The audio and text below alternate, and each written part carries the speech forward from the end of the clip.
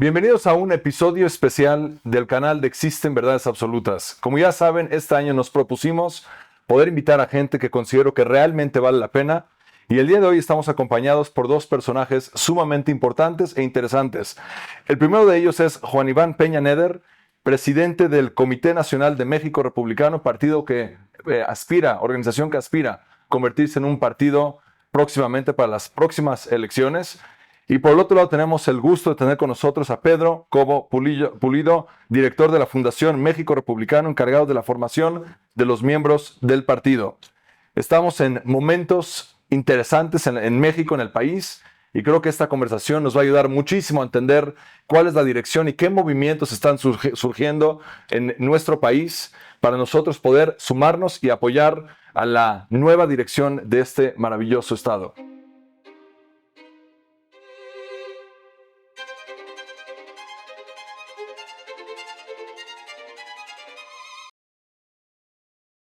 Bienvenidos, muchas gracias por estar aquí con nosotros. Gracias por la oportunidad de presentarnos a tu importante auditorio.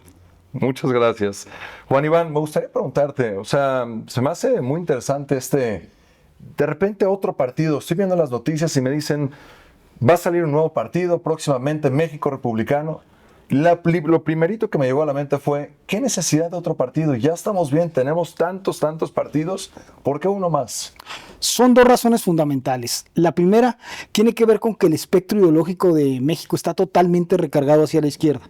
Aún el discurso de los partidos de centro o hasta de centro derecha, como pudiéramos decir que es el PAN, se han desdibujado por completo. La elección pasada postularon a Xóchitl Gálvez, quien venía de la militancia trotskista.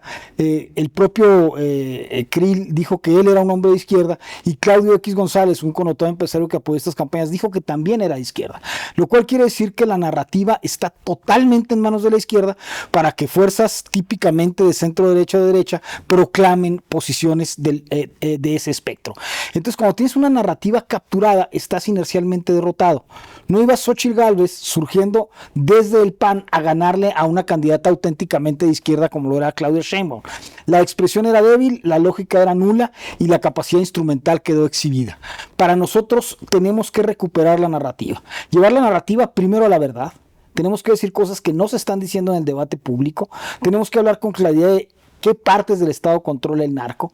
Tenemos que hablar con claridad absoluta con respecto a cuál es el nivel de obstrucción y operación de estos grupos que están destruyendo a nuestra sociedad, y tenemos que hablar con mucha claridad de que México depende económica y políticamente en buena medida de su alianza con Estados Unidos de Norteamérica y lo que implica el arribo de la fuerza conservadora encabezada por el extraordinario presidente Donald Trump a los Estados Unidos. Entonces, este partido es indispensable en la nueva narrativa, porque si no seguiremos escuchando solo un espectro, yo diría ya suficiente y derrotado de la sociedad, que es el espectro de los partidos políticos ex centro derecha, ahora izquierdizados, y el triunfante Morena, que solo se oye a sí mismo autosecuestrado. Si Claudia Sheinbaum quisiera decir algo más cercano al centro, su propia base social se lo prohibiría. Un partido que surja y mueva el espectro declarativo volverá a hacer que los discursos políticos se vuelvan más centristas, aún en la izquierda. Hay mucho que comentas aquí, me gustaría profundizar en dos elementos en particular. Hablas mucho de todos estos partidos que ex centro derecha y eventualmente parece ser que representan muchos elementos de la izquierda, pero creo que es importante definir primero, porque estaba viendo en el Milenio, por ejemplo, que definían a este partido como un partido de ultraderecha. Como México Republicano es un partido de ultraderecha, y generalmente cuando se habla de ultraderecha, yo lo que he visto tiene una connotación peyorativa, tiene una connotación de decir esta gente extremista que hay que tener cuidado de ellos. Mi pregunta es, ¿qué define a este partido como derecha? ¿Cuáles son esos principios fundamentales de ser derecha en contraste a esto centro derecha o realmente izquierda? Nosotros no nos proclamamos de derecha, sino conservadores, porque la connotación de derecha hoy día también se desdibuja. No queda claro si eres de derecha social o de derecha económica. Entonces nosotros defendemos principios fundamentales, vida desde la concepción, familia nuclear, hombre-mujer, una economía absolutamente libre, la no intervención del Estado y la tolerancia y libertad religiosa como un principio fundamental de la sociedad. Digamos que esto nosotros definiríamos como principios conservadores, y hay otra escala de elementos doctrinales del partido que pueden estar con determinados matices, porque la realidad social mexicana también es una realidad que deviene a una corriente histórica con la que no puedes romper brutalmente, porque generaría desequilibrios innecesarios. Muy interesante. Y Pedro, ¿cómo usted lo percibe esto? ¿Cómo lo percibes Bueno, esto? vamos a ver. La ultraderecha, si nos vamos a la ciencia política, la ultraderecha serían los fascismos, claramente, ¿no? Entonces, bueno, los fascismos actualmente no existen, por más que se usen, o sea, no hay 4 locos, no hay ningún partido fascista, claro, en ninguna parte del mundo, al día de hoy. Puede haber grupos en algunos sitios. Entonces, en el momento que esa parte de la real ultraderecha ha desaparecido, ¿no? Pues, de pronto, los partidos que surgieron a partir de la Segunda Guerra Mundial, que voy a ser lo que es la democracia cristiana en los países cristianos, que son defensa de la familia, lo que ha hecho Juan Iván, pues eran de centro, incluso siguiendo la doctrina social de la Iglesia desde el punto de vista económico. La izquierda y la derecha se miran por lo económico, por lo social y actualmente por lo patriótico frente al globalismo, ¿no? Entonces, claro, de pronto, como ha hecho Juan Iván, como todos han ido hacia la izquierda, en lo social muy hacia la izquierda, pues de pronto aquellos que estaban en el centro se convirtieron en ultraderecha, ¿no? Entonces, nosotros no nos vamos a luchar para quitarnos el epíteto, porque sabemos que es un insulto, ¿está bien? Entonces, creo que nuestro objetivo es más bien decir, me da igual cómo me llames, esto es lo que defiendo, ¿no? No voy a hacer una discusión de ciencia política, no voy a sacar aquí a todos los autores a la atención porque no tiene sentido. Claro. Simplemente aquí es muy sencillo, tú defiendes matrimonio hombre y mujer, ultraderecha. Pues bueno, ¿desde cuándo defender que el matrimonio es una cosa entre un hombre y una mujer, que es sentido común, porque el otro puede ser cualquier otra cosa, pero no es matrimonio? ¿O desde cuándo defender la vida desde la concepción es ultraderecha? Simplemente cuando justamente si algo caracterizaba a la ultraderecha real, los fascismos, especialmente el racismo, es un desprecio a la vida humana. O sea, en nuestro partido obviamente no cabría la idea de acabar con niños con síndrome de Down. No cabría la idea de ni con ninguno. Con ninguno. Entonces, por eso insisto, ¿no? O sea, tú lo has visto, gracias a Dios, nunca no hay publicidad mala, propaganda mala. Pues hemos salido en varios programas. Bueno, somos unos monstruos, ¿no? Pero bueno, Trump era un monstruo. Así es. Era porque ya están cambiando la narrativa. Claro, ha cambiado bastante. Muy interesante cómo lo vi en las elecciones y ves como la narrativa de Biden al principio, bueno, de todo el partido, era atacándolo como un monstruo y como un riesgo a la democracia. Todo. Pero de repente los ves en conversaciones y están como que riéndose unos con el otro y digo, si tanto riesgo para la democracia, ¿cómo te atreves a platicar? Lo etiquetaban como casi Hitler al señor cuando hizo su meeting ahí en Madison Square Garden, el último que hizo antes de las elecciones, y decían, se parece a Múnich lo que hicieron en algún... Tú decías, entonces, ¿cómo están ahí platicando como que si no pasa nada? ¿Cómo estás dispuesto ahorita en la inauguración? ¿Cómo estás dispuesto a estar presente? La esposa de Obama no quiso asistir, pero todos los demás ahí estuvieron, ahí estaban. Obama incluido.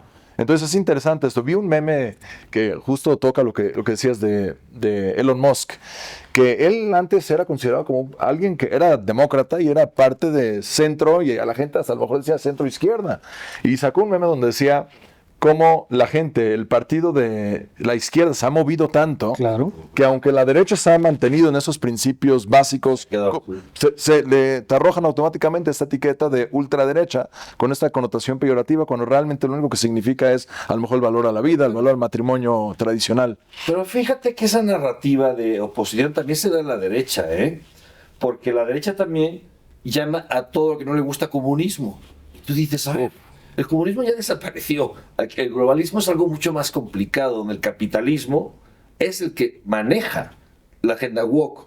Hasta hace 2 días. Bueno, ya sabes que BlackRock y Zuckerberg ya se cambiaron de bando, ¿no? Pero solos ahí sigue, solos ahí. Bueno, finalmente, entonces te dices, bueno, pues esto es el globalismo es un capitalismo desbordado, sin control, que maneja una agenda para destruir la familia, el individuo y las naciones, y la derecha le llama comunismo. Estamos jugando. Tú eres fascista y estos son comunistas. Dices, el mundo cambió. Entonces, por eso, nosotros intentamos, cuando decimos no somos ni de derecha ni de izquierda en la narrativa, normalmente cuando la gente que dice eso es que es de derechas porque le da vergüenza decirlo. No, a nosotros no nos da vergüenza decir somos muy de derechas. Simplemente no es cierto. Eso es cierto desde el punto de vista de la ciencia política, voy a insistir, porque no te vas a... en la formación sí lo vamos a explicar, pero cara al público son conceptos muy complicados. Sí, Porque es zigzag. cuando se habla de manera coloquial, se arrojan ese tipo de etiquetas, pero cuando uno es preciso con el lenguaje, realmente no tiene sentido. No tiene sentido. Es correcto. El comunismo casi es... Extrema derecha, liberal, Milei, sí, ¿no?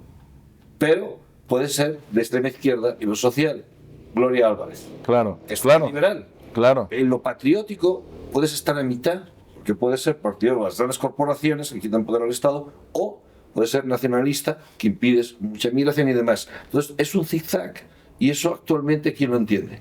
Por los hiperexpertos en ciencia política. Y poco más, ¿no? Totalmente, totalmente. A mí me llama la atención el nombre del partido un poquito. Cada uno de los partidos a lo mejor trata de tocar algo a nivel nacional. Y este partido México Republicano, siento que está muy ligado con el Partido Republicano de Estados Unidos.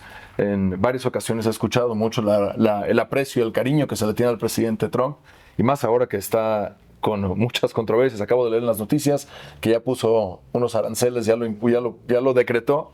Del 25%, y me llama la atención por qué utilizar un nombre que está más relacionado con Estados Unidos a enfoque en nosotros, en el país, en México. Mira, México es un país que legal y constitucionalmente ha estado vinculado a Estados Unidos desde su fundación. Nos llamamos Estados Unidos Mexicanos.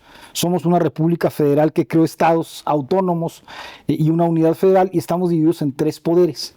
Y estos ejes republicanos que permitieron el avance político, democrático, social, en buena medida de lo que hoy es México, han sido paulatinamente subvertidos y convertidos en una suerte de control centralista dramático, como lo fue en la época de los Borbones. Es la típica tentación mexicana de destruir los pesos y contrapesos que la Constitución americana ha sabido preservar muy bien por orígenes políticos distintos, si se quiere.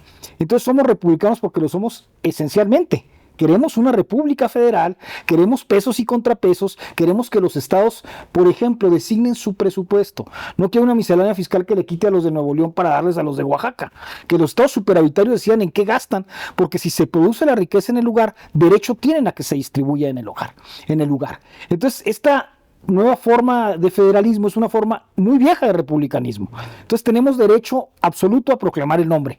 Nadie puede decir que no somos republicanos. Correcto. Y nadie puede decir que esa república y la república norteamericana no son prácticamente 2 gotas de agua en su concepción política. Lo que pasa es que el chauvinismo izquierdista, el relato antinorteamericano, la narrativa política de un hispanismo también que ha influido de manera muy dramática en México, quiere alejarnos de un origen político que tenemos en común con la nación americana, pero que en otras ocasiones se ha expresado también. Y el tema de un republicanismo basado en valores nos lleva a un estatus muy específico en el que tenemos que hacer que México asuma su responsabilidad política respecto a su principal aliado. Tenemos un intercambio comercial de 700,000 millones de dólares, un superávit de 150,000 millones de dólares, y entonces nos volteamos con 150,000 millones de dólares que ganamos y le vamos y le compramos a China 100,000 millones, que es el primer competidor de los Estados Unidos, y traicionamos sistemáticamente las ventajas competitivas que nos da este vínculo comercial, y luego nos espantamos de que nos pongan aranceles. Entonces yo siempre pongo el mismo ejemplo. Es como si yo trabajara para Costco, me pagara 200,000 pesos mensuales y fuera y me los gastara a Walmart y todavía pidiera prestado para comprarle más. Esa es la relación económica lamentable. Sí. Y yo creo que México tiene que asumir primero que estamos en el eje norteamericano geográficamente.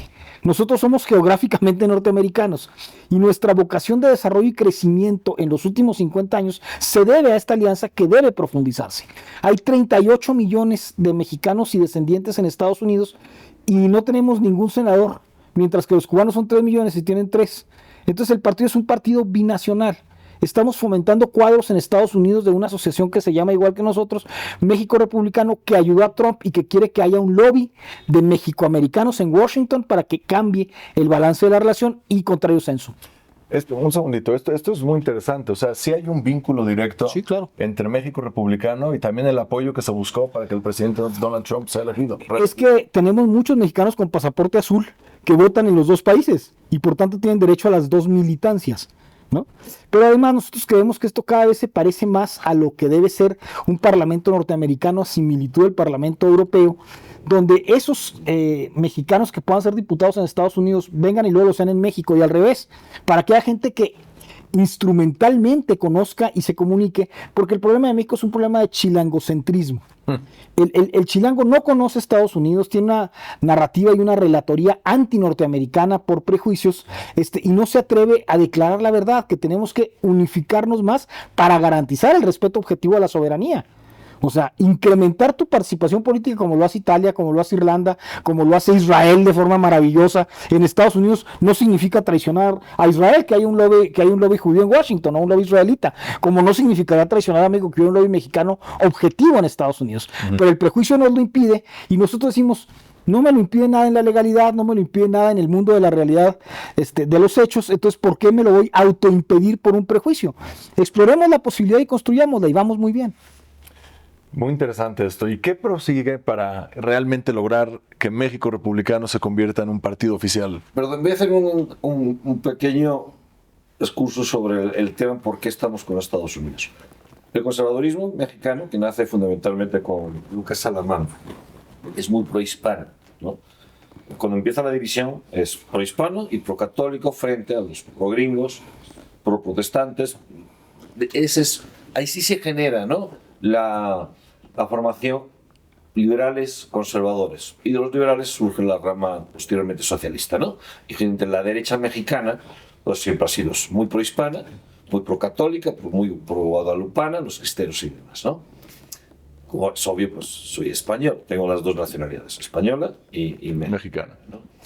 Entonces, y la idea de toda esta derecha mexicana, el conservadurismo mexicano, es que Estados Unidos conspiró a través de Poinsett desde el inicio hasta casi hace 2 días para romper las naciones iberoamericanas, hispanoamericanas, dividirlas, separarlas de su cordón, de la madre patria, y dominarlas económicamente, culturalmente, y metiendo al protestantismo, ¿no? Cosa que gran parte es cierto. Eso yo creo que hoy estuvimos con un querido amigo, colaborador, que es protestante, y lo dijo, pues Lázaro Cárdenas metió aquí los protestantes para darles en la torre a los católicos, ¿no? Sí. Es algo conocido, Juárez lo hizo. Ok, eso sí, más o menos es así, de forma muy, muy, muy burda. Ahora, el mundo ha cambiado. El mundo ha cambiado, y cuando nos estamos enfrentando, yo veo los grandes retos que tenemos. Una enorme concentración de capital y muy pocas personas que deciden este mundo, para un lado o para otro, ¿no? BlackRock, etcétera, ¿no? Y eso no es conspiración, eso se mete uno en Google y ve los billones que manejan. Eso es objetivo. El nivel de influencia que hay es tremendo. Es excesivo, todos. Ese es uno de los grandes. Otro, bueno, pues todo lo que eso ha conllevado, ¿no? La cultura woke, que ya sabemos, destrucción de la familia, destrucción de los vínculos comunitarios, la vida humana, destrucción de si es posible, de las comunidades religiosas, cuanto más mejor, y destrucción de las naciones, generando un multiculturalismo que impulso al islamismo radical, con todos los peligros que esto implica. Radical, no, pues, que es parte de lo que estaba viendo en una noticia muy fuerte en Inglaterra, de un grupo tremendo de crimen organizado. De pakistaníes violadores, sí. Violadores. Y que no querían hablar de eso para no vaya a ser ofender. No se van a enojar. No se van a ofender y algo absurdo. Eso es evidente, eso no es una conspiración. En mi pueblo de 16.000 habitantes hay muchísimos musulmanes, que no son, como todos seres humanos, son gente muy buena. Pero yo cuando digo es que el problema del musulmán no es el musulmán como ser humano, sino el Islam. Que podríamos, si quieres, hablamos de lo que es el Islam o cómo yo veo el Islam, ¿no? Bueno, ¿a dónde voy? Para el México republicano. Ok, pero esa alianza hispanoamericana, ¿no?, con unión con España, en igualdad de condiciones actualmente, con una alianza conservadora, ella no tiene ningún sentido, porque España está en un proceso de degradación muy fuerte, como toda Europa, con un partido, pero no solo un partido, sino una cultura social muy descompuesta, ¿no? Entonces, nuestro aliado es los republicanos norteamericanos. Por razones obvias de estrategia, son los más fuertes, son los más cercanos y son los más adecuados ideológicamente, ¿no? Lo decía también este hombre, es un gran comunicador, se dedica a la Clemente Cámara. Clemente de Cámara. Dice, bueno, hubo un momento que católicos, así lo dijo, católicos, protestantes y judíos estábamos peleados, ¿no? Pero eso ya pasó, eso ya pasó. Aquellos que tenemos esa visión, voy a llamarle claramente conservadora, o si quieres ortodoxa, lo que es la familia, lo que es los hijos, lo que es la iglesia, las iglesias, los sinagogas y demás, pues somos aliados naturales. Entonces, en este contexto, pues la alianza que tiene que tener México, nuestro partido sí va a fomentar mucho el orgullo de lo que somos, ¿no? Esos pueblos que se unieron a castellanos, aragoneses, navarros para hacer lo que hicieron ahora, ¿no? Incluyendo a los perdedores que fueron los aztecas. Eso es lógico. El mexicano tiene que estar muy orgulloso de una grandísima historia. Pero eso no quita que en el momento actual, 2025, lo estratégico sea Estados Unidos. Unirnos lo más que se puede, siendo nuestros vecinos. No vaya a ser que terminemos igual que con esta lucha, esta confrontación que acaba de haber entre Estados Unidos y Colombia, que se me hizo algo muy chistoso, raro, ridículo, donde les niegan el aterrizaje de aviones. El aterrizaje de aviones ahí ilegales en Colombia. Bueno, la excusa que pusieron es que lo que estaban que reciben un trato. Exactamente. Pero Mira, a sus propios connacionales. Pero es un trato, no estamos hablando de gente que sacó su visa, que hizo, o sea, es gente que se metió de manera ilegal. Y entonces yo vi un dato que no sé si es real o no, la verdad no sé si es real, lo vi de una persona que creo que generalmente busca los datos, pero parece ser que en el momento en el cual les niegan los aviones, el presidente Trump estaba jugando golf y el tweet que mandó de los aranceles se tomó un break y dijo, espérate, a ver, no me están aceptando el aterrizaje. Y ahí a la mitad del golf saca su celular y saca su tweet, 25% de aranceles a los cafés y a esto y al otro. Y 10, 15 minutos después el presidente Petro ya estaba diciendo, no, me echo para atrás, bienvenidos y hacemos todo lo que digan. Sí, parece que usaron a Uribe, intermediario y demás, ¿no? Sí, pues es la retórica populista simple, ¿no? Que a tu pueblo le puede encantar, que te enfrentas a Sansón a las patadas. Así es. Pero sí, siendo Sansón. Así es. Entonces, a lo mejor sí es cierto, yo ya no lo sé, que el trato que llevaran esposas a lo mejor no era lo correcto. Pero mira, yo soy abogado y tú no puedes bajo ninguna circunstancia impedirle a un connacional colombiano que desciende en el aeropuerto de Bogotá. O sea, lo que hicieron fue profundamente ilegal, porque si los Estados Unidos quieren arrojarlos ahí en paracaídas o en balsas o como sea, están llegando a su patria. Pues lo que hizo esencialmente fue impedir a los colombianos que entraran a su país. Sí, y más que entraron al otro país de manera ilegal, creo yo. O sea. Pero además te regrésate esposado y maltratado, por dignidad. Sí. Y esa es la responsabilidad de México que nadie entiende, Rabino. ¿Qué es lo que hay que enfatizar? Yo he escuchado a muchísima gente de la izquierda que dice, bueno, ¿y por qué Estados Unidos pretende regresar a colombianos a México? Pues porque por aquí cruzaron, claro. Porque atravesaron 2,000 kilómetros de territorio escoltados, aplaudidos, alimentados y llevados a la frontera para que pasaran ilegalmente a Estados Unidos. Entonces México tiene una responsabilidad objetiva de aceptar gente no nacional que camine por su territorio y hasta financiarla con nuestros impuestos para cruzar ilegalmente a Estados Unidos. ¿No corremos un riesgo muy fuerte que toda esta gente se quede en México? Ahorita vi en la mañanera justo hace un par de días que Claudia Sheinbaum dijo, nosotros vamos a dejar esta política de abrazos, México te abraza. Muy parecido al abrazo sin no balazos. Y ve los resultados, yo creo que... Pero no es un peligro que estamos siendo tan abiertos a toda esta gente ilegal que están deportando, que nos caigan todos aquí en México. Mira, yo siempre he sostenido que México ha sido un país enormemente amigable. Recordemos que Miguel Hidalgo proclama que todo esclavo que toque territorio mexicano debe ser liberado. Entonces la posición del partido es muy clara. Si tú llegas a México y solicitas refugio y te comprometes a 3 cosas: a estar en un centro de revisión durante 1 año para ver que realmente necesitas el refugio, a adaptarte a la cultura mexicana y obedecer sus leyes, y a no cruzar a Estados Unidos, me parece sano y amigable que lo recibiéramos. Pero no, pásale, te doy dinero y crúzate a Estados Unidos, porque eso es coadyuvar a una invasión silenciosa.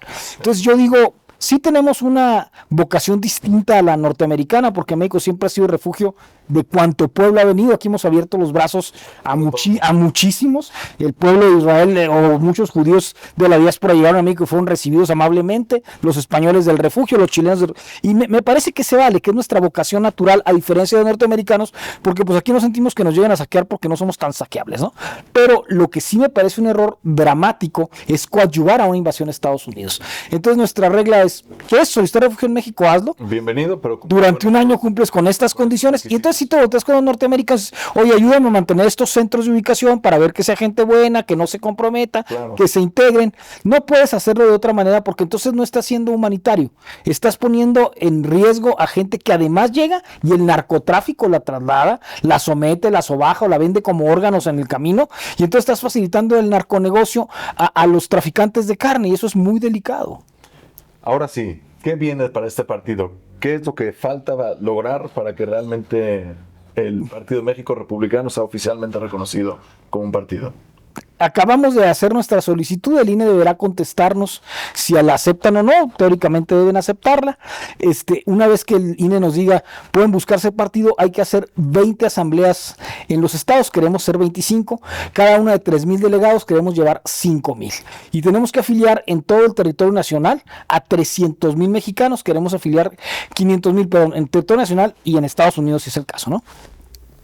A 500,000 mexicanos para garantizar que sean 300,000. Con esto alcanzaremos un estatus que se denomina tratamiento de partido, que nos permite competir en la elección del 27. Pero en la elección del 27 hay que ser muy serios porque esto es muy delicado. Nosotros somos un partido de nicho, queremos representar a la clase media. Y queremos además representar al norte bajío y ciertas zonas del país, porque nuestra aspiración es que en 75 distritos electorales no gobierna el narcovoto o el voto despensa. O sea, el dinero que el gobierno reparte o los controles del narco te permiten cierta libertad. En estos 75 distritos queremos ser muy competitivos, lamentablemente quizá no para ganar los distritos, porque el narcovoto, las elecciones tan caras, que cuesta ganar un distrito 400 millones de pesos y multiplica eso por 300, ¿no? Sí. Sino que nuestros candidatos sean lo mejor, gente comprometida con sus valores, gente altamente capacitada aquí y en otros lugares del mundo, para que regresen con un discurso transversal diferente y podamos tener vía plurinominal en los votos que saquemos en esta franja distrital de 25 o 30 diputados de élite que no van a tener miedo de decir las cosas como son. Esto es algo que yo siento que falta muchísimo, muchísimo. Hace poco tiempo tuve el privilegio de estar en el Senado de la República y estaba viendo las mesas donde los senadores ahí pueden votar, ¿no?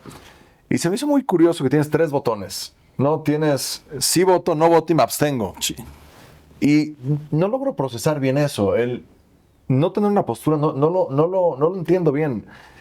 México se abstiene de comentar sobre este tema, sobre el otro tema, prefiero no votar. O sea, si estás ahí en el lugar representándonos, entonces tiene que haber una postura clara. Y esto que dices al final, de poder decir las cosas como son, creo que es algo que hace falta muchísimo en México, en general en el mundo, porque creo que esta filosofía woke ha dañado mucho, ha dañado muchísimo. La gente tiene miedo de expresarse, la gente tiene miedo que los vas a atacar, los vas a funar por X comentario que vayas a hacer, y es sumamente importante poder decir las cosas tal cual, y se me hace maravilloso que un partido tenga la posibilidad de poder expresarse. Yo creo que nosotros tenemos como esa parte, recuperar lo que el PAN abandonó, ¿no? O sea, estos días, finalmente el nuevo presidente Jorge Romero, ¿verdad? Sí, Jorge Romero. Jorge Romero. Tú lo escuchabas y decías... Jorge Wokrom. Somos contrarios al aborto, pero no penalizar. Pero no a que maten niños. Eso es lo que dice Morena. Exactamente. Morena no dice que sea libre. Bueno, algunos. Morena dice que hay que penalizarlo. Exactamente lo que tú dices. Matrimonio, hay que amarse. Eso es lo que dice Morena. Y tú dices, bueno, ok, está bien, tú eres libre de hacer lo que te dé la gana, ¿no? El lenguaje feminista... todo ese tipo de cosas que hemos viendo en estos años, ¿no? Y esa idea de que pues, son de izquierdas, que está bien. Entonces, yo cuando estaba analizando, hay una famosa frase de George Lakoff, él es demócrata, ¿no? Es un cargado del marketing político, muy famoso, ya mayor, pero muy... Y él es demócrata, todo pro gay, ¿no? Etcétera. Y siempre dice, nunca uses el lenguaje del adversario. Esa es una de las frases que me quedó muy grabada. Y otra segunda. El matrimonio, mal llamado matrimonio gay, no es un añadido, es un concepto completo de una sociedad. O sea, si tú como pan aceptas el matrimonio homosexual, y te digo de alguien que es pro eso, estás pensando en una sociedad completamente distinta. Es decir, a tus estatutos y a tu origen. Entonces, cuando tú ves eso, estamos en la clase media que no han defendido, porque no lo han defendido. Que votó más por Claudia que por Xóchitl. Exactamente. En Guanajuato vota el gobernador panista, pero las nacionales no ganó Xóchitl. Claudia. Que los guanajuatenses dijeron, esta señora no nos representa.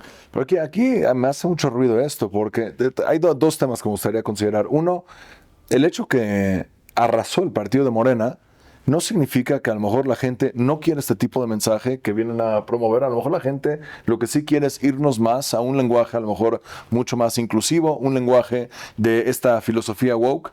Y al mismo tiempo, me viene a la mente, que es un tema separado, pero lo podemos abordar uno a uno, que es cómo hacer para tomar la sensibilidad en el trato con las demás personas, que una cosa, y yo no creo que una cosa tiene que negar la otra. O sea, por un lado una persona puede decir, oye, estos son los principios en los que yo creo, pero por el otro lado, ¿cómo le haces para poder de alguna forma considerar la parte, le voy a llamar emocional de la otra persona, o la fragilidad que puede tener la otra persona en cuanto al lenguaje que uno va a utilizar? Yo te contesto en primera instancia. Mira. Nosotros somos defensores a ultranza de la libertad personal.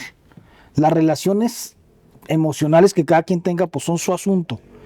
Lo que estamos defendiendo son instituciones que garantizan la viabilidad social, porque en las sociedades suicidas como la sociedad europea, que están dejando de tener niños y están dejando de crecer para dejarse inclusive contaminar por otras culturas, han perdido su lógica natural expansiva. Y esto tiene que ver con sociedades que han decidido suicidarse.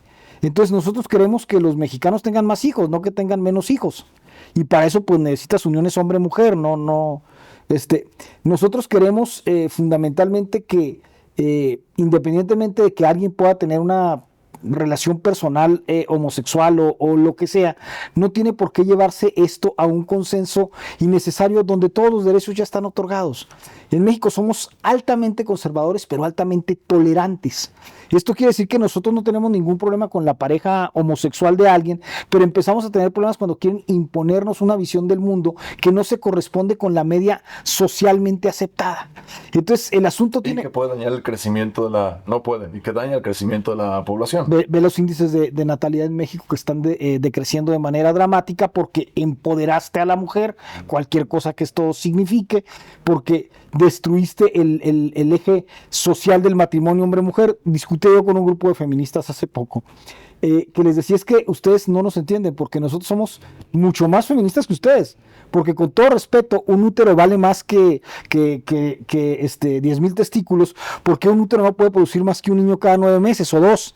En cambio, un solo hombre puede embarazar a 1,000 mujeres, ¿no? Entonces, ¿por qué los hombres queremos ir a morir a la guerra? Porque somos menos valiosos que las mujeres, ¿no?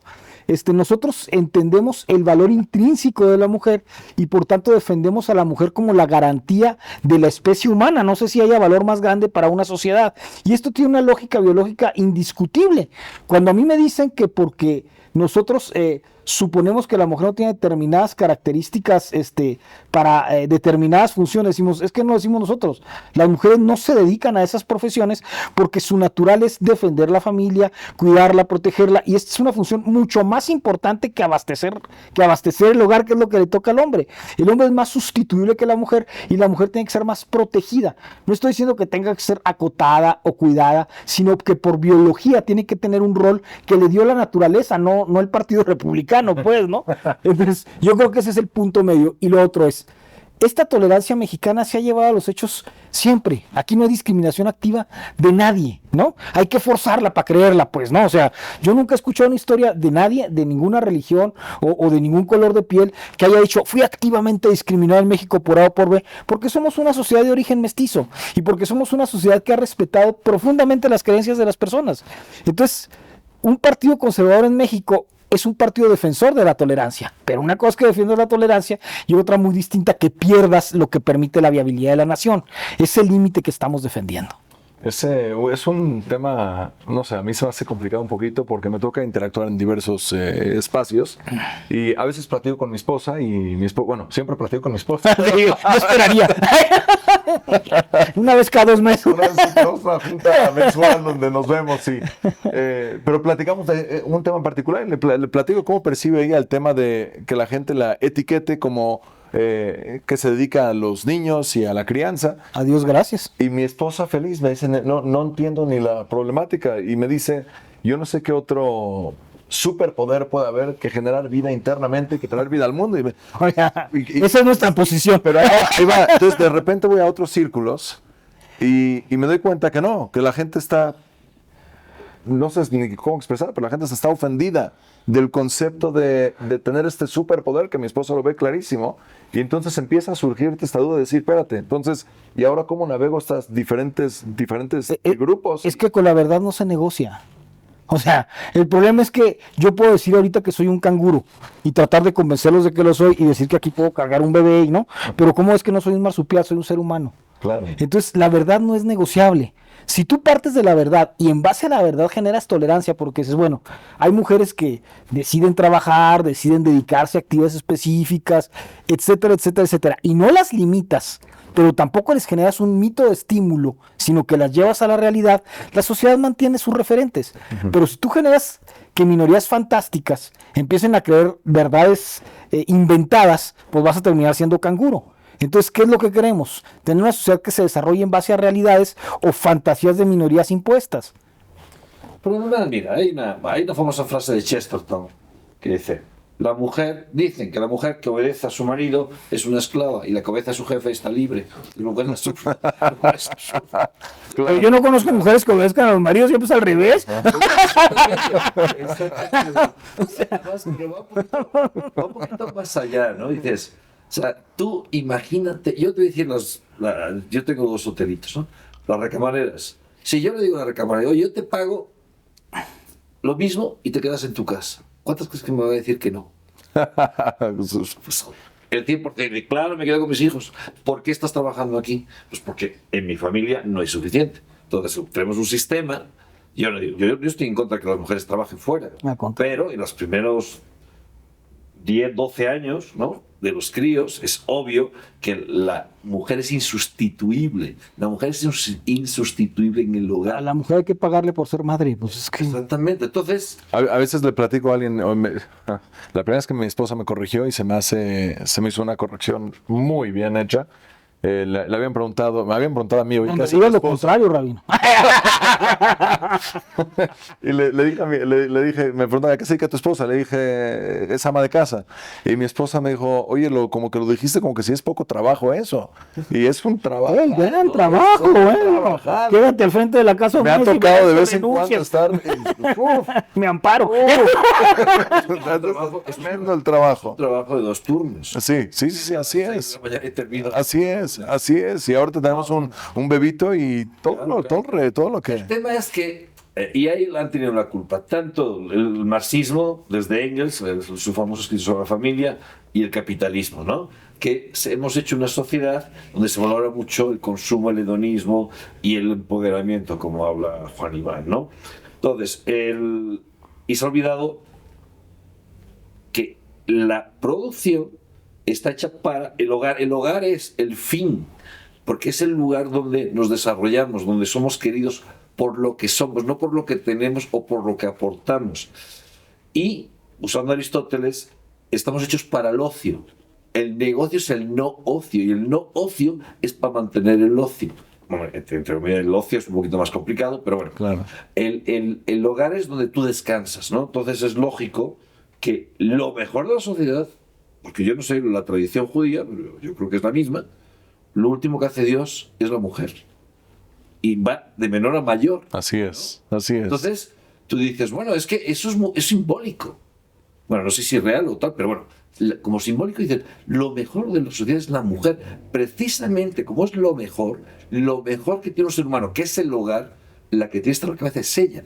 Eso no implica que no pueda tener otro trabajo y no se pueda desarrollar. Pero yo insisto, es decir, nosotros, yo cocino, Y cocino muy bien, ¿eh? Eso dice él. Sí.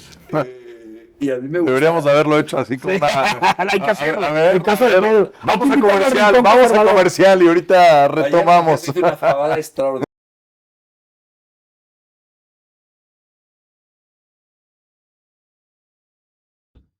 Si te está gustando el contenido de este podcast, no olvides de darle like, suscribirte al canal y prender todas las notificaciones. Va a ser mala noche, obviamente. Entonces, no es una cuestión de roles. Yo insisto, es decir, es revalorizar el tema. Mi madre, Santa Madre, que todavía vive, es ama de casa, ¿no? Y yo no puedo agradecer más a mi madre. Mi madre sabe escribir, poco más, sí, pero dices, yo quisiera haber tenido una madre catedrática, astronauta, pues a lo mejor le hubiera ido bien, no lo sé, ¿no? Mi madre decía no estudiar, mi abuelo quería que estudiara. Y tú dices, bueno, para mí, yo llegaba todos los días a casa y siempre había alguien. Yo fui un niño, me decía una exnovia, dice, es que siente que tú has sido querido. Pero mira, yo retomaría la visión de tu esposa porque me parece que es el centro del debate.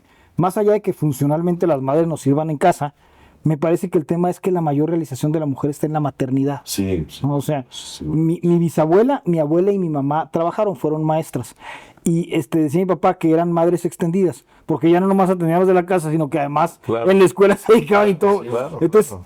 es tan natural la función maternal y su reflexión es tan eficaz en la formación del hogar que dejársela a un hombre o encargársela a un tercero es arriesgar lo que más importa a la sociedad. Pero vuelvo al punto. Habrá mujeres que no sean madres, habrá mujeres que desean trabajar, habrá mujeres que sean extraordinarias profesionistas. Maravilloso, qué bueno. Pero no estemos persiguiendo, ni estigmatizando, ni señalando a las que deciden un camino que pareciera que biológicamente tiene mayor peso.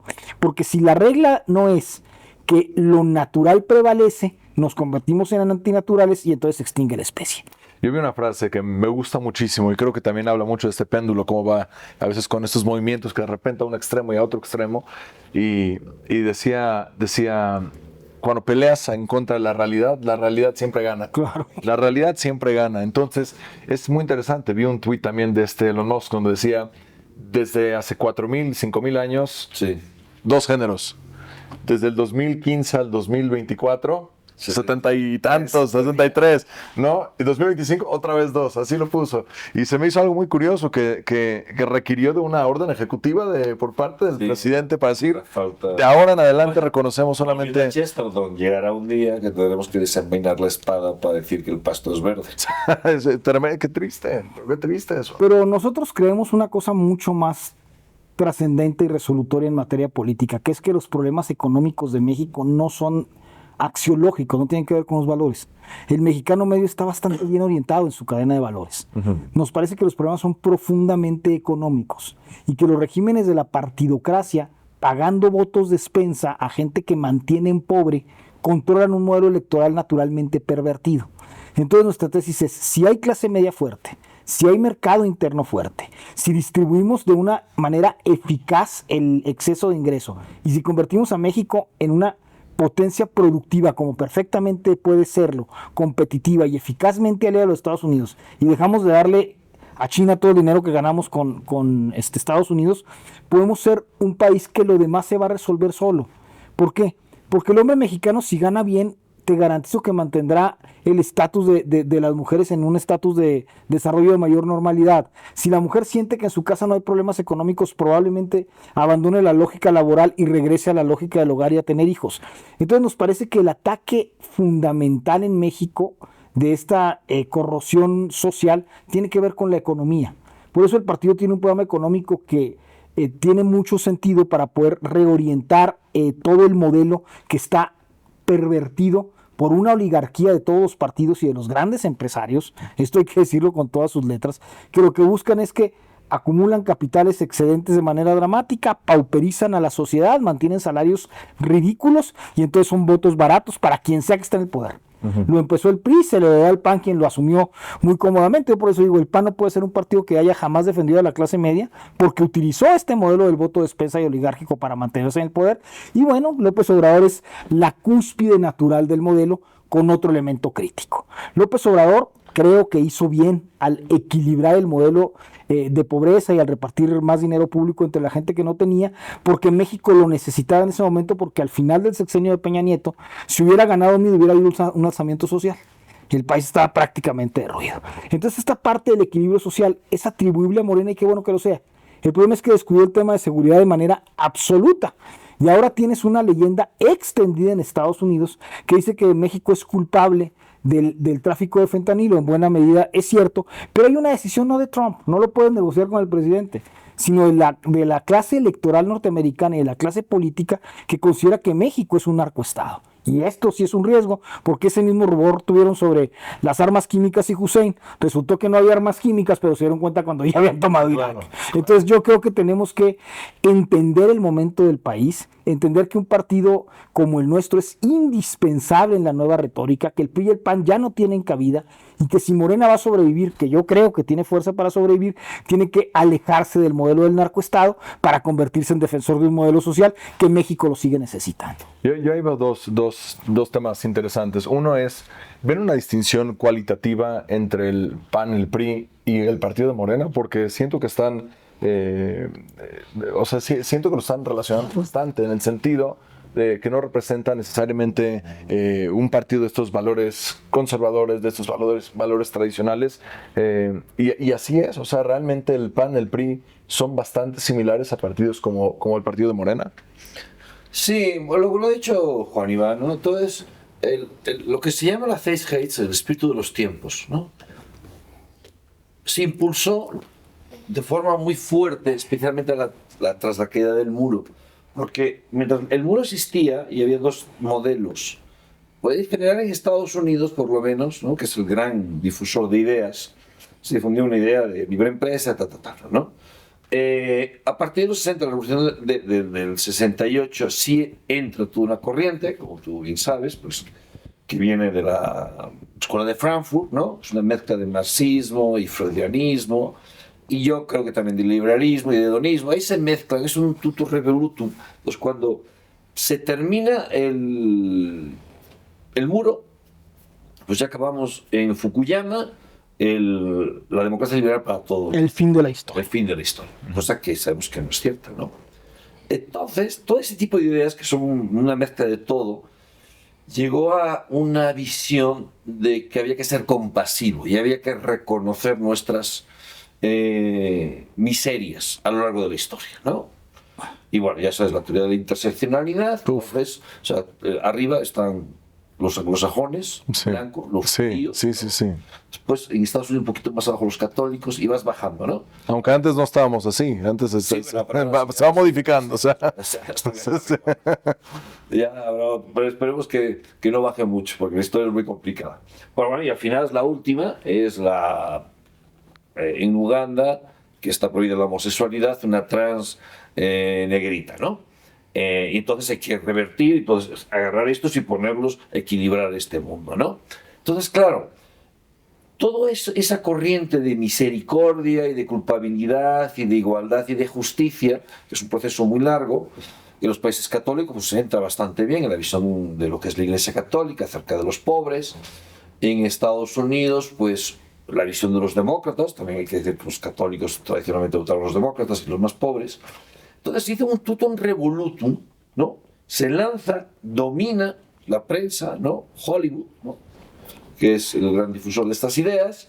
Entonces llega un momento... Convierte al liberalismo en izquierda. Convierte al liberalismo en izquierda. Así es. Y hay que decirlo, y me da pena, pero bueno, en México, aunque tiene grandes intelectuales, en los partidos escasean bastante. Y lo digo en serio porque los conozco, o sea, es muy escaso, ¿no? Entonces estos ven esta avalancha y de pronto el PAN dice, ay, hay que hablar de mansplaining.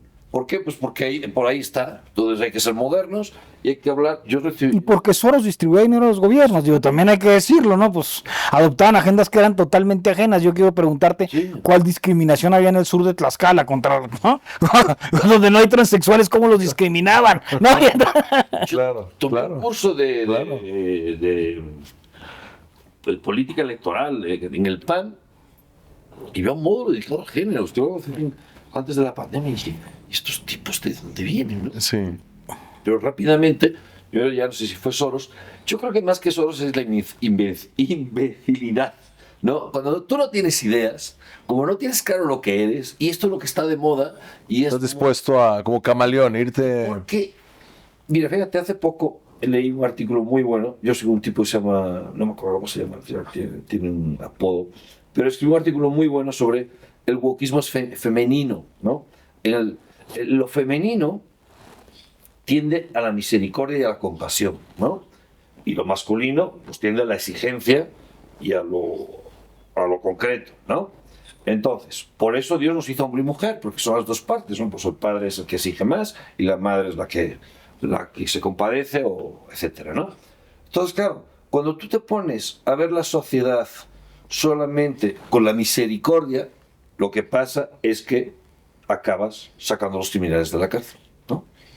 La misericordia es necesaria, pero la fortaleza también, ¿no? Las dos son necesarias. Entonces, ¿qué le pasa a estos partidos? No tienen intelectuales. El último, el caso del PAN fue Castillo Peraza. Su hijo después se hizo cargo del centro de estudios del PAN. Un desastre. Inventaron el feminismo cristiano. Pero no es una cosa... No, el feminismo humanista. Yo le pregunté, le entrevisté y le dije, oye, ¿qué es esto? No, sé qué tal. Y bueno, pues dime, en quién te basas? No, aquí me acuerdo, en la FARC, creo que sí es la FARC, me parece, ¿no? Bueno, una comunista, ¿no? Digo, tú que vienes del PAN, que tienes una... Claro, ¿qué relación hay? Es que sí, es un complejo de inferioridad, ¿no? La izquierda moral se considera, bueno, el epítome de la moralidad, ¿no? Pues claro, esto pasa muy interesante porque llega un señor, como fue el caso de Trump, o llegó a Abascal, en el caso de España, Hungría, o Putin, aunque bueno, cada uno tiene sus peculiaridades, ¿no? Y dice, ¿sabes qué? Da igual. Y dice Putin, a mis niños no me los toques. Y como tú difundas contenido LGTBI a un menor de 18 años, le vas a la cárcel. Si eres mayor no te voy a meter, no te voy a hacer nada. Claro. Pero que eso... Pero con los menores que no empiecen a... Y que me dicen que soy, me da igual, ¿no? Y Trump... Es decir, ya hay una... ya me... O Milei en Argentina. O Milei en Argentina. Es decir, señores, aquí tú has empezado... Creo que empezaste con... No me acuerdo qué frase utilizaste, ¿no? Que creemos... Existen verdades absolutas. Exactamente, esa es la palabra, ¿no? Uno de los principios del conservadurismo es esa, que existen verdades absolutas, y el bien es bien y el mal es mal. Hay muchas cosas que son opinables, pero no es opinable que la sexualidad para un niño no es adecuada. Eso no es opinable. Y si tú intentas, te vas a ir a la cárcel. Pero vamos. Entonces, en esa visión, repito, que de ideas marxistas y liberales, de libertad individual, Engelsianas. todo mezclado, llega un momento que dices, hasta aquí hemos llegado, ¿no? Entonces, hay que salir, y entonces, claro, te dicen, es que eres un intolerante. ¿Qué significa ser intolerante? Pues sí, soy intolerante, totalmente intolerante. Tolerante a que a mi madre le puedan pegar en la calle, o a que a mi hijo le puedan enseñar, y en serio, es muy triste, pero masturbarse en clase, como pasa en España, a niños de 3 años. Y dices, bueno, es que hemos sido tan tolerantes que estás permitiendo barbaridades, o tan tolerante. Más lo decía, perdón, me estoy enrollando mucho, ¿no? Ha tenido una pelea con los obispos católicos por la inmigración. Y dice Vance, a ver, hay un orden en la caridad. Eso lo dice Santo Tomás de Aquino. Empieza en... La familia, Claro. la comunidad, el país y después todos los demás. Y no al revés. Yo le decía, hice un tuit, decía, bueno, mira, obviamente, una mujer de 88 años, que es mi santa madre, es lógico que tenga un poco de miedo. Yo en mi casa nunca se ha cerrado la puerta de la calle, es un pueblito. Ahora la tengo que cerrar.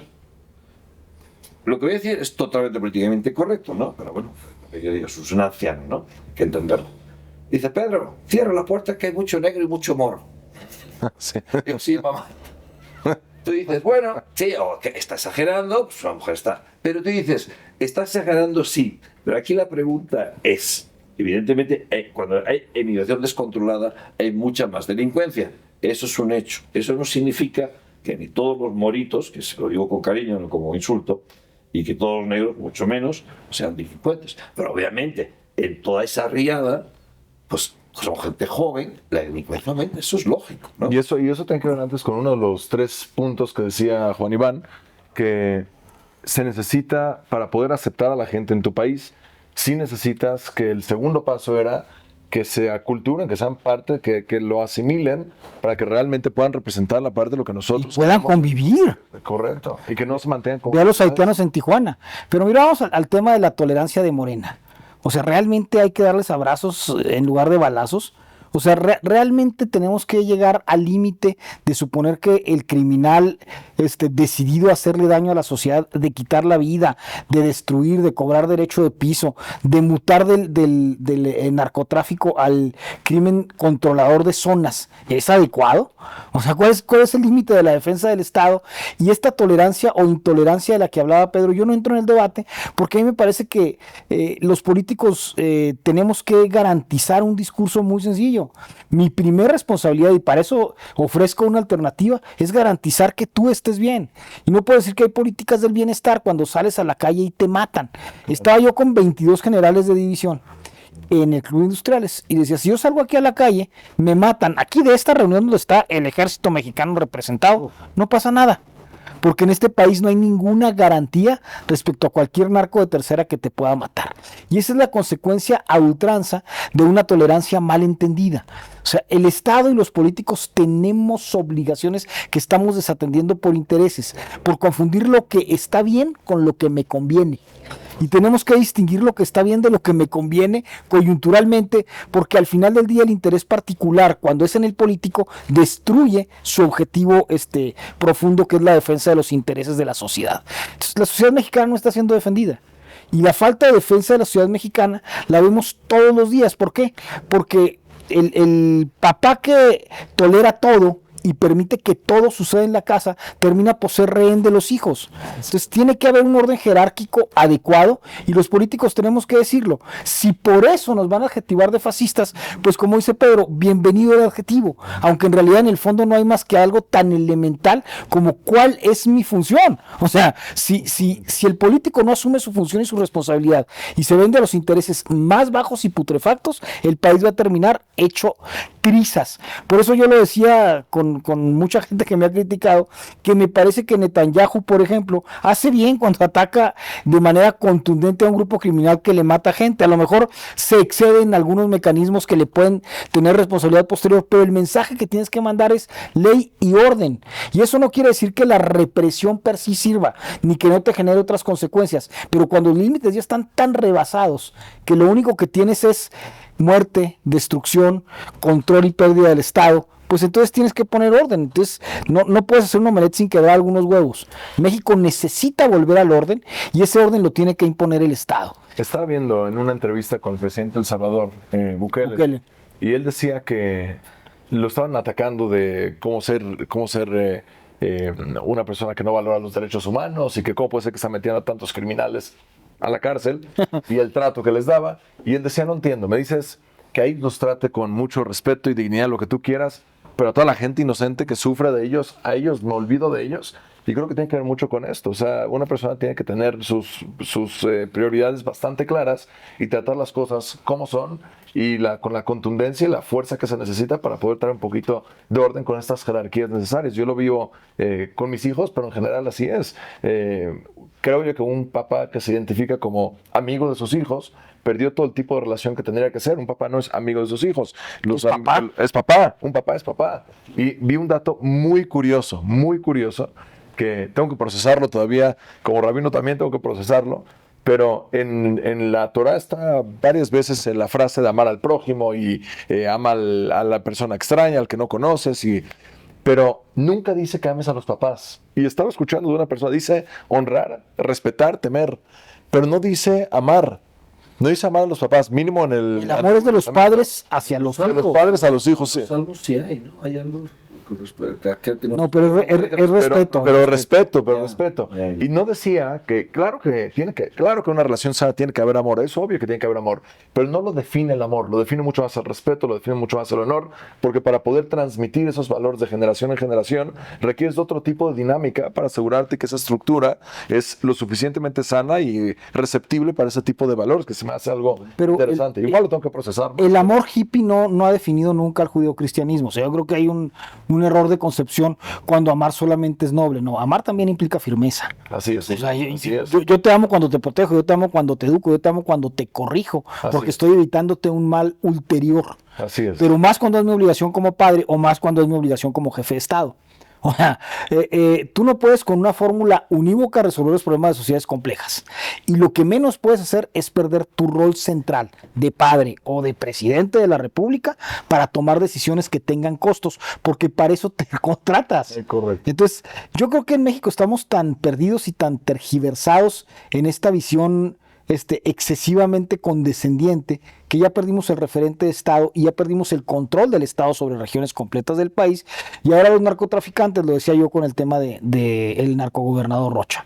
O sea, Morena está perdiendo por primera vez una batalla en su propio terreno. Ganó electoralmente en Sinaloa de manera dramática y ahora la gente está gritando que se vaya el gobernador y ahora Morena dice que no se puede ir el gobernador porque lo eligieron ellos mismos. Pero ¿cómo ves que López Obrador dijo que había que revisar el mandato cada 3 años y que si el pueblo no lo quería y que se juntaban tantos en la plaza, él se iba?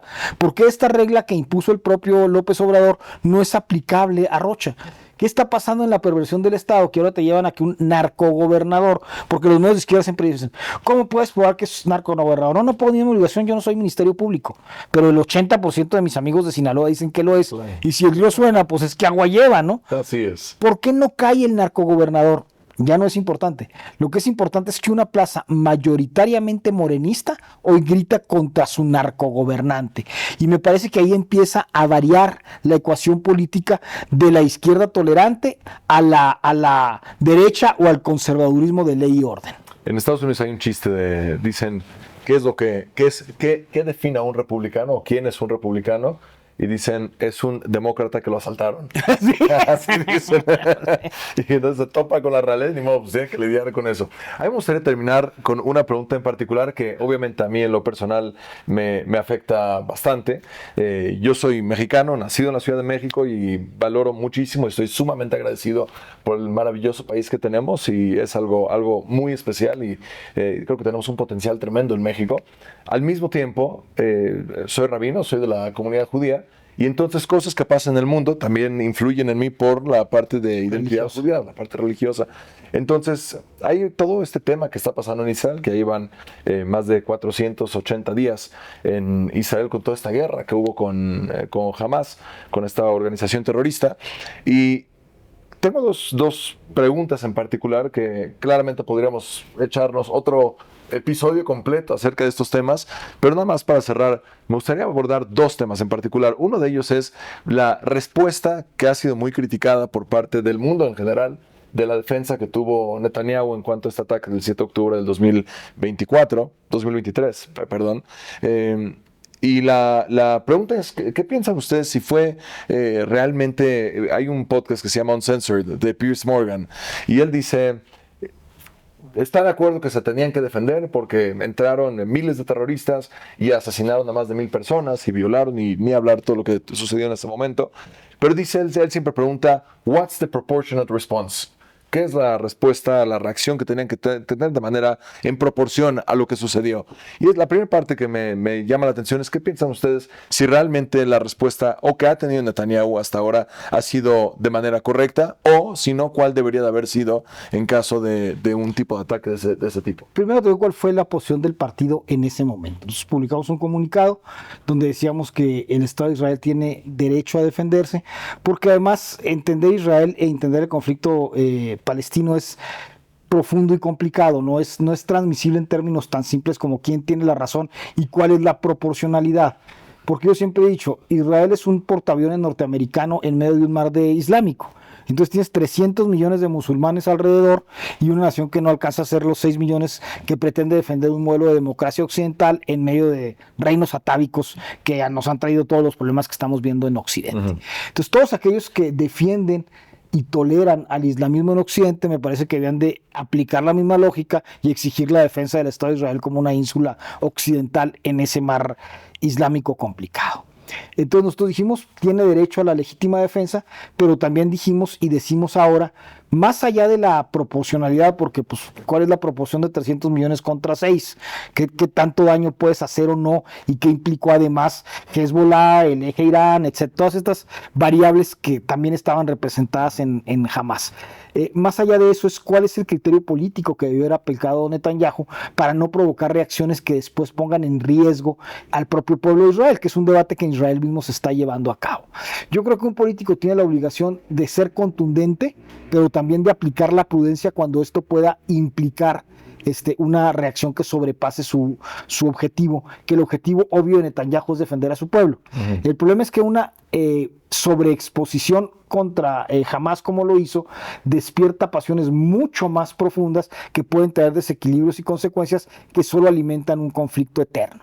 Entonces me parece que es muy difícil estar en el papel de Netanyahu, que es muy difícil en este momento ser un israelita de religión judía en aquel lugar del mundo, pero que yo como occidental digo, pues hay que defender a Israel, porque es lo que nos conviene.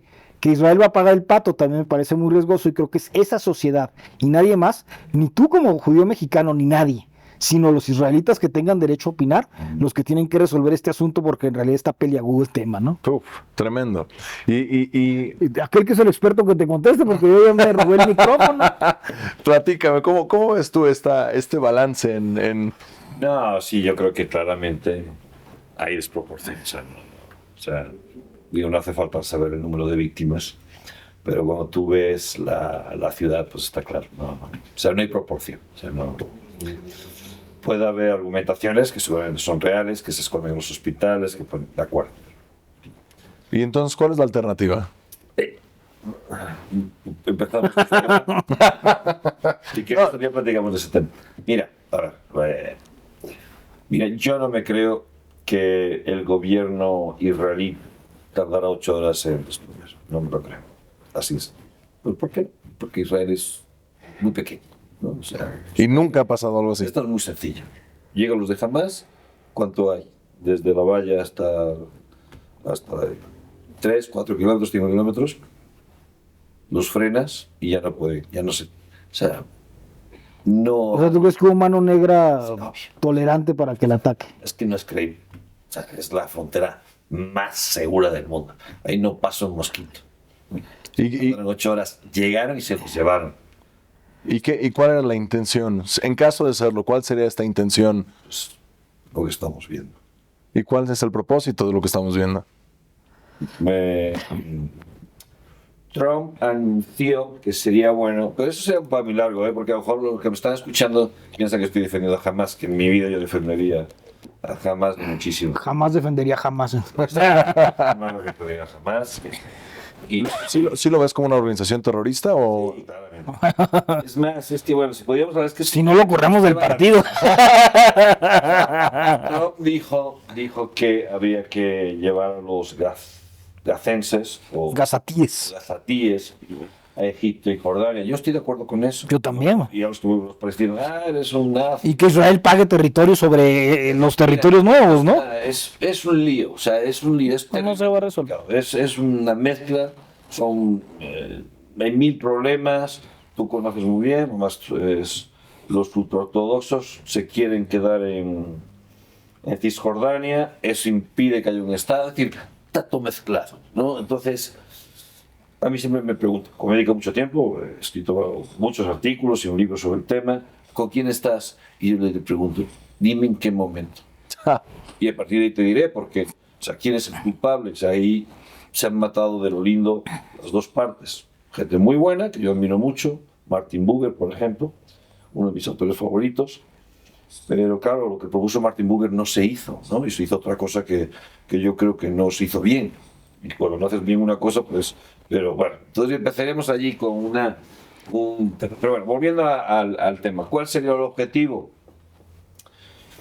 Pues mira, si Trump dice que hay que echarlos, y yo insisto que hay que echarlos... Y ojalá y sí, porque vivir en Gaza es horrible. Yo digo que hay que echarlos, lo digo porque finalmente ahí tenemos, yo creo que tenemos dos poblaciones, una más que otra, esclavizadas entre comillas por unos líderes que están muy locos. Todos los pueblos gazatíes sufren la locura de sus líderes. Claro, los líderes se retroalimentan de una del Islam, yo no voy a decir una visión del Islam, porque no me creo que haya un Islam moderado. Para mí, me parece que eso es una falsedad. El Islam es como es, nos guste o no nos guste. El Islam es una... Mahoma dijo lo que dijo y ahí está. Y hay 4 escuelas, y las 4 escuelas piensan más o menos lo mismo en el 2025. Y quien lo niegue, desconoce lo que es el Islam. Pero bueno, finalmente hay una población, que son seres humanos, que son niños. Entonces, esa población está sometida, pues unos locos que están pegando, pues lo voy a decir, a otros locos, porque me parece que Netanyahu está fuera de lo que es el sentido común. Y entonces pues tienes a 2 poblaciones ahí mezcladas. Y claro, la pregunta es, ¿qué solución ves? Pues yo no tengo solución, ni yo, ni nadie, ¿no? Cuando tú empiezas a ver... Llegó un momento que yo me aprendí absolutamente todos los tratados de paz, y llegó un momento que me da igual. Es que da lo mismo. Siempre están en el... es que no avanzan. Y no avanzan porque no pueden avanzar. Porque es una mezcla cuando metes las 2 visiones teleológicas y teológicas y apocalípticas de dos sociedades y las metes juntas, pues simplemente es que no puedes juntar el aceite y el agua. ¿Por qué se juntaron? Habría que preguntárselo al de arriba. Pero políticamente no sería lo correcto. Mira, siempre que no resuelves algo y lo postergas, se te va complicando, según yo. Si ya entregaste el territorio a Israel en su control político y en términos reales de la OLP para acá, lo que ha sucedido tanto en Cisjordania como en Gaza son falacias de autonomía, pues resuélvelo bien. Que los judíos paguen y los israelitas paguen territorio a Egipto y trasladen allá a la población palestina, porque también Palestina es un mito. O sea, yo no voy a ponerme a discutir si debían estar ahí los judíos o no, si históricamente ya están. Y son una mayoría militar palpable. Entonces, los pobres gazatíes van a ser siempre víctimas y siempre usados por los cisjordanos y por los egipcios y por todo el mundo para decir que son víctimas porque lo son. Pues si viven en una zona amurallada, ¿qué te queda en Gaza sino ser de Hamas? Es una mejor alternativa de vida, ¿no? Sí, entonces elimina, deja acabar la tesis, elimina el problema, elimina Gaza, ¿no? Y a Cisjordania, dale una frontera efectiva a lo que pueda ser el Estado controlado por la OLP, y garantiza que esa autonomía tenga reglas subnacionales claras, ¿no?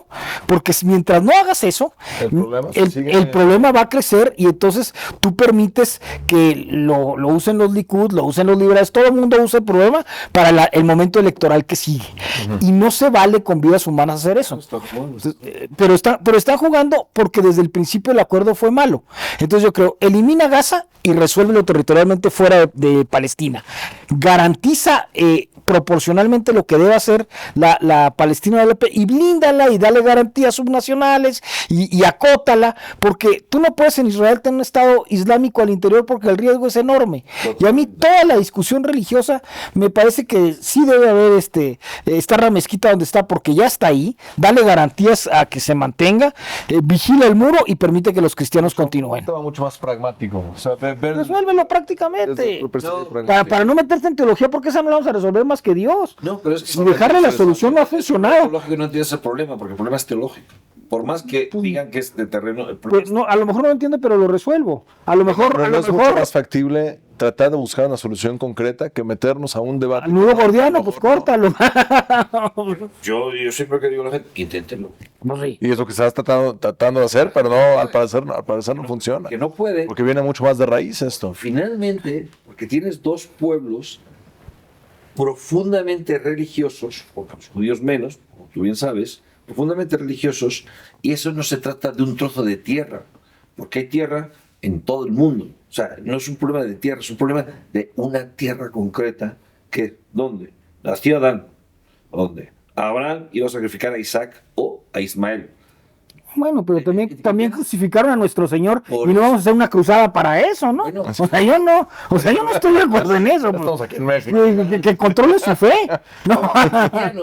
Los cristianos no pensamos así, pero... O sea, y sí permitimos que los otros piensen. El día que se ocupa Cisjordania y se meten en Hebrón, en mitad, para que los maten, y tú dices, ¿qué haces aquí? O sea, porque están dispuestos a morir ellos y sus hijos porque su obligación teológica está allí. Esos 3, 4, 5 primeros en el 67 hoy son 600.000. Y si no entiendes el tema teológico, no pinta. No se logra solucionar. Lo entiendo como móvil, pero no es el como... problema. Pero mira, yo creo que eso lo usa la derecha israelí para tener cuotas electorales y un discurso arraigado. Pero que no puedes controlar a los colonos, no, sí puedes. Al menos dale márgenes a la autonomía palestina. Y Gaza desaparécelo. Porque hasta dónde es responsable el Estado israelí de la creación de Gaza y del empoderamiento de Hamas, y ¿no? Son temas. Y ahora otra vez en Siria vuelves a ver estas alianzas complicadas con los sunitas ultrarradicales, y ¿no? Entonces el problema tiene que tener medidas prácticas. Yo por eso adoro a Trump. Porque es un cuate que no se mete a resolver lo que no puede. Y la teología en Medio Oriente no se va a resolver. Porque si tú dices que los cristianos no tenemos derecho y no hubo cruzadas, pues sí hubo 5 cruzadas, pero yo que dijimos... La teología en el mundo cristiano Ha evolucionado, ha cambiado. tú hablas con un ortodoxo y con un musulmán y no evoluciona. Y yo no digo que estén mal, pero esos temas que resucitan mañana. Es su forma. O sea, esos temas resucitan mañana. O sea, el problema es que no le puedes dar una solución teológica a un problema político. No. Le tienes que dar una solución política a un problema político. Si yo no tengo... Mi visión es después... No hay solución. Sí hay. ¿Cuál es? Solución cero. ¿Cuál es esa? Sí, ¿Cuál es esa? no entendemos. Solución suma cero. ¿Cuál es? ¿Cómo lo O resuelves? te erradico o me erradicas. No hay otro. Pues es que hay que erradicar a los palestinos. ¿Y entonces? Estamos dispuestos a perder una base occidental en Medio Oriente. Mira, más allá de simpatías o no por el judaísmo, es el único anclaje para equilibrar a un mundo islámico. Y si por decisión teológica se fueran a meter a la cueva del lobo, pues está bien, a Occidente le conviene que estén ahí, ¿no? O sea, esa es la salida pragmática. Bueno. Y entonces dales el control de a de veras. O sea, porque francamente el movimiento palestino no tiene una claridad ni teológica, ni axiológica, ni nacional en el contexto actual. Yo creo que aparte... Tienes. Yo creo... Perdóname. 32. 32. Dios te dé vida hasta los 100. A los 400 para que Amén. se resuelva. Para poder verlo. 100. Si Israel existe o si Palestina existe, tú vas a invitar un programa aquí y van a hablar exactamente De lo mismito. exactamente eso. Ojalá... Los dos no ha desaparecido. Ojalá y no. Yo siento que por eso Trump ahorita está abogando, aunque es una postura muy controversial, pero está abogando mucho por tratar de reubicarlos y llevárselos a Egipto y que se los, Es lo correcto. que se los lleven a diferentes lugares para poder solucionar este tema Y que Israel técnico, pague. pragmático, y a lo mejor se busca otra solución para así acomodar a la gente que le caiga esa parte de responsabilidad económica a Israel. Sin embargo, tratar de solucionar de una forma distinta de lo que se ha tratado hasta ahora, porque lo que sí creo es que todas las soluciones que se han buscado hasta ahora en el conflicto israelí-palestino no han tenido solución, y creo que si se sigue tratando de la misma forma, se va a repetir, y en 100 años aquí vamos a estar sentados, o en 400 años vamos a estar aquí sentados platicando exactamente lo mismo, pero creo que a lo mejor con esas diferentes, distintas alternativas, ahí lo platicamos. Pues muy bien, señores. Seguimos sin resolver Seguimos Palestina. sin resolverlo, pero mantente atento, por favor, porque en un par de décadas vamos a retomar esta conversación Agree. y es posible que tengamos algún tipo de solución. Yo ojalá me equivoque, yo por supuesto sería el más feliz. Sí, si está resuelto, vamos a sacar unas botellas de whisky para poder celebrar y Y si no, también. Sí, Podemos comprender. Y si no también. Muchísimas gracias, Juan. No, hombre, qué honor, gracias. Este episodio. Muchísimas gracias, Pedro, por estar aquí con nosotros. De esto se trata este tipo de conversaciones, que creo que es sumamente importante, y también la trayectoria de lo que es nuestro queridísimo Estado de México, que es la búsqueda de ideas distintas que van a solucionar problemas que están viéndose manifestados una vez y otra vez y otra vez, y la necesidad a lo mejor de un nuevo partido que sí tenga la posibilidad de hablar con claridad, lo que extrañamos muchísimo, porque tristemente no se escuchan las posturas originales de la gente y lo que realmente la gente está opinando en lo más profundo de su ser. ¿Será el Partido México Republicano el futuro de nuestra nación? El tiempo lo dirá. Muchísimas gracias por esta entrevista y bienvenidos a este episodio de Existen Verdades Absolutas.